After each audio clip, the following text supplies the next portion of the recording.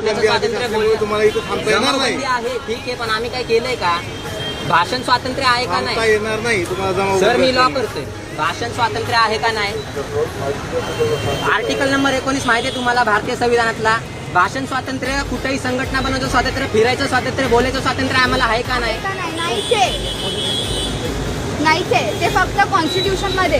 आंबेडकर गार्डनच्या इथं आम्ही उभे आहेत आणि तुम्ही आम्हाला सांगताय जमावबंदी. पब्लिक प्लेस आहे ना, विरोधीचं पाया पडायला. जमावबंदी आदेश चालू आहे. ठीक आहे, जमावबंदी आदेश आमच्या हातात झेंडा आहे. कुणाला आम्ही काय बोललो, स्लोगन्स दिले, असं काय आहे?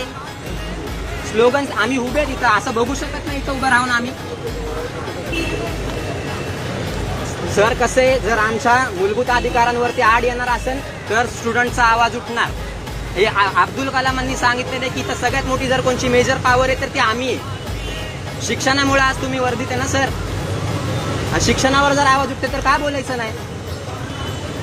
तुम्ही पोलीस आहे, लाठीचार्ज कमरेच्या खाली अलाउड आहे. पोरांचे डोके फोडले दिल्लीमध्ये, पोरींना कपडे फाटूस्तवर मारले. काय उत्तर आहे तुमच्याकडं?